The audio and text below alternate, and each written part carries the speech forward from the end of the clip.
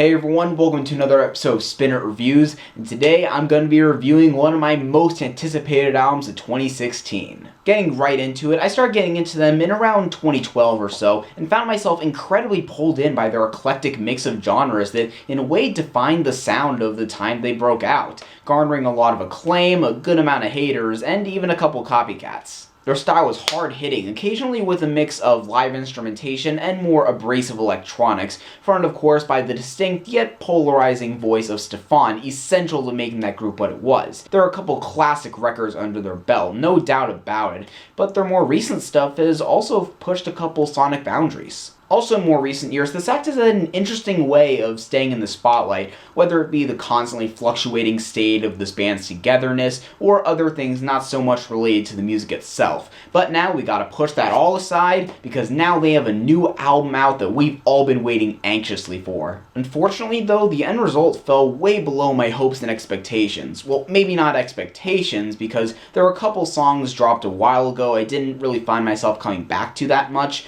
but even then I consider this a bit of a drop-off. Like, I can't help but feel like the production clashes heavily with the vocals. See, we sometimes forget this because that delivery has been so ingrained in our culture over the last handful of years, but Stefan, he's got a weird voice. On past albums, they really explored that more off-the-wall side of things, but here it's also stiff and confined, despite what some of the singles might lead you to believe. The bubbling synths and snap percussion on a song like my favorite, Trash. And the truth, its instrumental had potential with the skittering percussion and guitars strumming and noodling away in the background, but Stefan is simply not bringing the tightness that a cadence like that calls for. Yeah, there's a surprising amount of moments where the technical songwriting gets bizarrely sloppy for someone that's released so much in the past that for as eclectic and weird as it got, you still felt was expertly crafted. It's rare where I actually see a moment that comes together to make a song I can call a highlight of their catalog.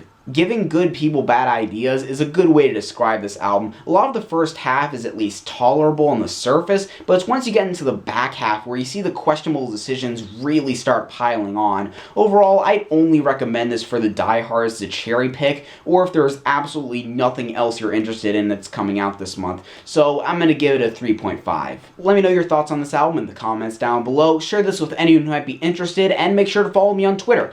Oh, and big shout out to Benny, my neighbor's kid, who throughout this busy college semester I'm in right now, has agreed to help out with some of the editing and uploading for these next few videos, including this first one of the new Gwen Stefani album.